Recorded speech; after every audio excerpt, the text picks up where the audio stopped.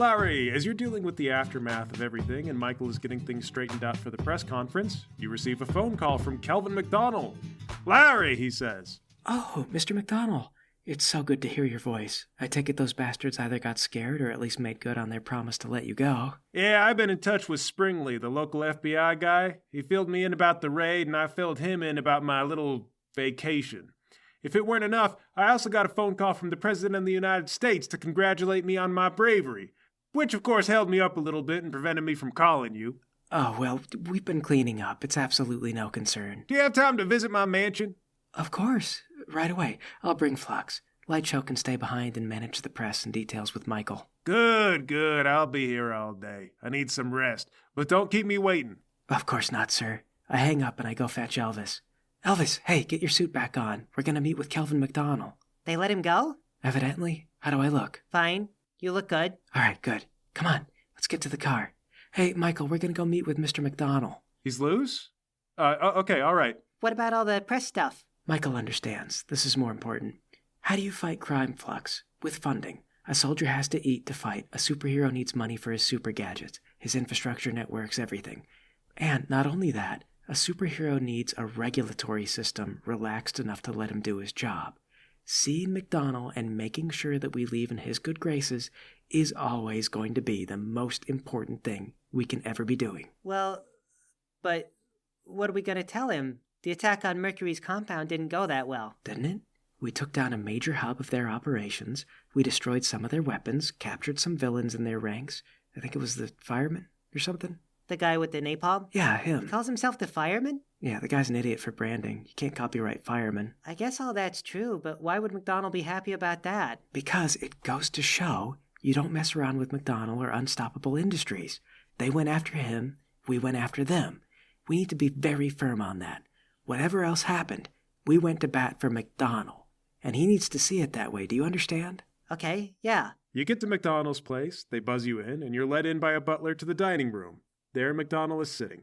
He has a bottle of wine out and a few glasses. The bottle is already open. He says, "There, my boys, have a seat.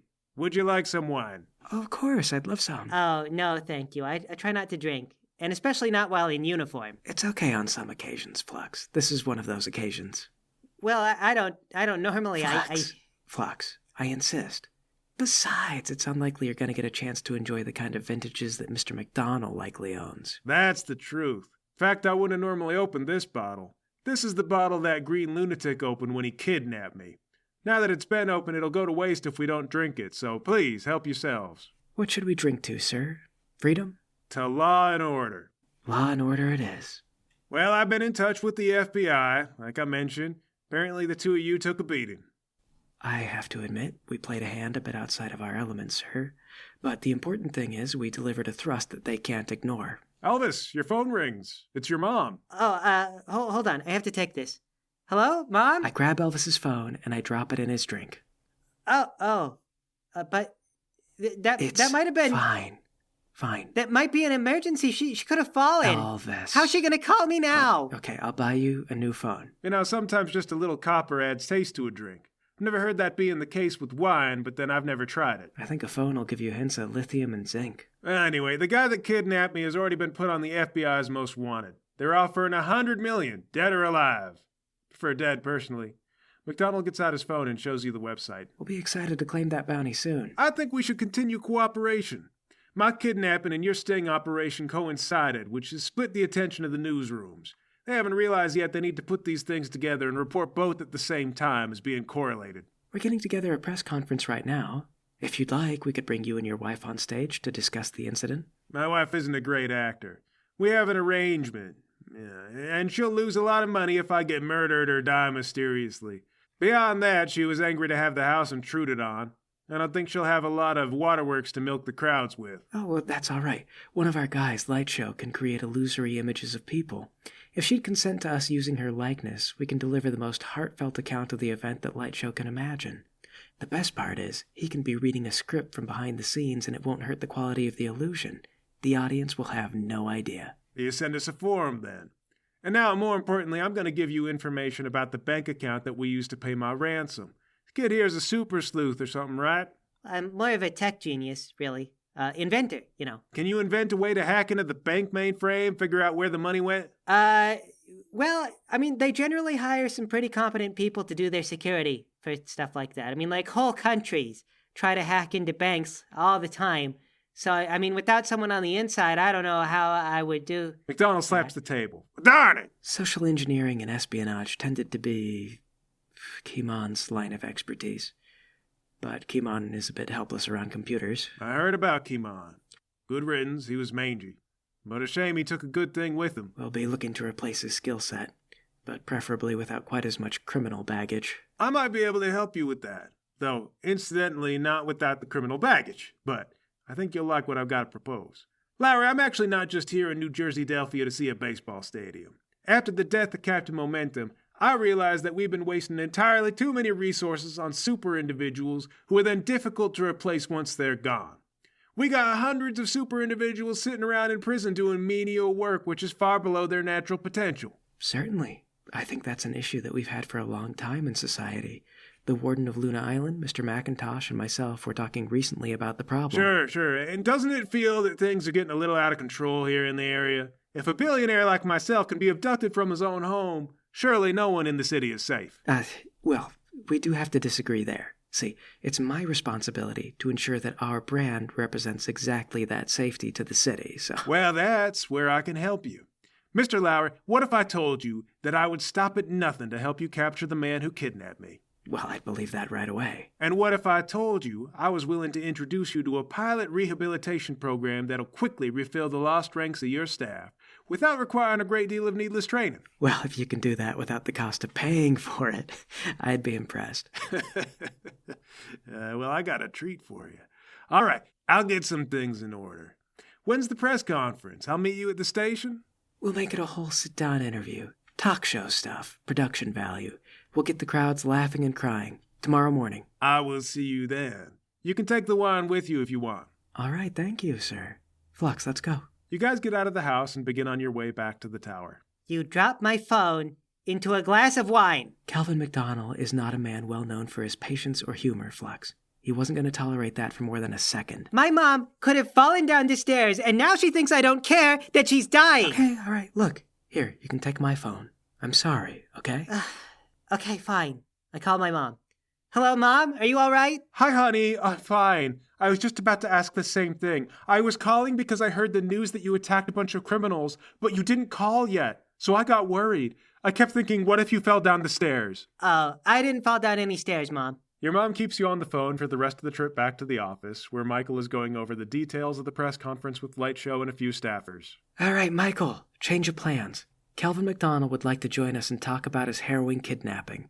I want this to be a full sit-down interview, so call one of the networks and get us a talk host. Hour-long segment. Michael asks, do you want me to call Shore Vision or Wegman Club? It doesn't matter. They'll both air the show. We just need one of them to get the production together. Yeah, I'll go with Wegman. I talked to him at a party a couple of weeks ago. Great. Light Show, you're going to be pulling double duty. I need you to handle Kimon and also McDonald's wife. Light Show says, oh, well, I think I know Kimon well enough to ad-lib. But I don't know anything about McDonald's wife. We can get you an outline for her and some sample recordings of her voice. Would that be enough? Yeah, in terms of my skill, but I have reservations enough about pretending to be Kimon. You know how much he'd hate it. Look, we're dealing with an optical nightmare right now. If people know that Kimon died on that raid, it's going to look like we're falling apart, and people will begin to panic. Investors will leave. Criminals will feel like the raid was a win for them, even though it wasn't. Meanwhile, if Kimon survived, that means that we managed to yank Mercury's pants down and make him look like a fool. If he can't command respect, he can't command an army. Right. I mean, I get that. I even think Kimon would be pragmatic enough to go along with that, which is why I'm doing it. But why am I impersonating McDonald's wife? She's still alive. She's not naturally a very sympathetic person, apparently. Neither is Calvin McDonald. He's got his charms and an attitude. I think people will like his desire to fight back, and that's the angle I want to go in anyway. Okay, if you're sure. Hey, won't we have to be really careful during an interview, though? Like, if we put a hand through Kimon or McDonald's wife, everyone will know they're not actually there. Oh, no, my illusions have physical force. They're, like, not holograms, but they're not real, either. You could shove them, slap them around, whatever. Don't be afraid to make contact if it feels natural. Okay. I guess then, Larry, what do you want me to do in all this? I'm still a bit camera shy, and I don't have nearly the same confidence as everyone else. You're doing fine, says Lightshow. Weren't you just saying you were some kind of inventor? That was on your resume, right? Why don't you invent something? Wait, you're an inventor? Well, yeah, I mean, or like tinkerer. I invent stuff, I guess. I invented my super suit, my teleporter. Like a super inventor? You go in a room with a few paper clips and a pocket full of magnets and come out with a ray gun, like that? Yeah, I mean, well, kinda. That's how I've been able to parse everything that Daryl Masterson was doing for Mercury before he, got executed. Well, invent something for the talk show. Like what? How come I've never seen you invent anything? That's like my power, but with real physical objects. It's not like your power. I can't just make anything. And no one has ever asked me to invent anything for the group before. Didn't we have you make a virus once? Yeah, that's not inventing, though. That's just Wait, basic programming. Flux, if I'd asked you to make some kind of radio receiver that would track the location of the criminals who called Mrs. McDonald, could you have done that? I mean, like, I wouldn't even be inventing a new technology there, per se. It already exists. But it doesn't exactly work like a magic wand. There's a bunch of hurdles. Flux! Even if I had, I don't know if it would have worked. Have to volunteer this And information. I can't just make a ray gun out of paper clips and a few magnets. I would at least need a copper coil, a battery, and some rubber insulation. You have to spin the magnets around the copper coil if you want to generate electricity. Yeah, okay, all right, shut up about the magnets. Okay, just let me think. What if you built a device to capture mercury? What kind of device? Because you were just going to trap him in a box of ice, and I thought that we all agreed that that plan didn't need help. Elvis, the people are going to be far more impressed by a technical doodad than they are by me making a box out of ice and saying, yeah, he's going to go in here. Well, what would I make? Would I invent a box of ice? Oh my God, like a straitjacket. To catch liquid metal? A straitjacket with a bottom so the liquid doesn't come out. How about You're describing a onesie. That's not a straitjacket. I want you to build me... okay, no... You're right. If people see you holding up a onesie for a grown adult man who's a criminal, they'll think we've gone insane. Well, I'm not saying a onesie wouldn't work. I'm just saying that you're asking for a straitjacket, but you're describing a onesie. I think for adults they're called pantsuits, actually. Pantsuits have holes in the bottom for your feet, and a onesie covers your whole foot, so really it would be a onesie. Okay. I want you to make a futuristic-looking, maybe mesh onesie that can close around Mercury and become whatever weird shape he tries to become. Is that correct, mesh? Well, it might be. That's an interlaced structure, but in a lot of use cases, what you describe as a mesh isn't what you'd want to use to hold in liquids. Well, I want an airtight mesh. Can you do that? There are meshes that can do that, but the problem is that a flexible mesh has a lot of engineering drawbacks for that. Okay, maybe not a mesh. Does it have to be a mesh? A tight enough rigid mesh would hold in liquid pretty effectively. Like a carbon weave would make sense. But then that wouldn't be a flexible onesie. That'd just be like a very strong tube or something. Does it need to be a mesh? Does it have to be? Well, no, I mean, like a mesh probably wouldn't be the first thing that I would go to in order to hold liquid in if I also wanted it to flex, especially if the liquid is alive. Well, what are my options besides a mesh? Well, if I would probably go in the direction of like a dilatant polymer would make a lot of sense. Lightshow says, yeah, see, there's the super inventor talking. Dilatant polymers. I assume there's also some molecules and a quanta involved. Well, of course there's molecules. I mean, I'd like to see you build anything without molecules. Can you put AI in it? AI? Yeah, like ChatGTP or whatever. You want the suit for catching mercury to have a chatbot in it? No, I want AI. This is for marketing. I want to tell people that the suit is AI powered so that people think it's cutting edge. I don't see any way that ChatGTP would help. It doesn't matter if it helps, it's just for marketing. But what does it do? It goes in the suit, and then legally we can say the suit is AI powered. But it wouldn't do anything. It's for marketing. I could give the suit Wi-Fi and it could connect to a chatbot with internet, I guess, but then it wouldn't do anything. It makes it so that we can say it's AI powered, and then we can't be sued for false advertising when we say that. I could program the suit to detect if it's in contact with the person and it'll close up on them, but that would just be a normal working program.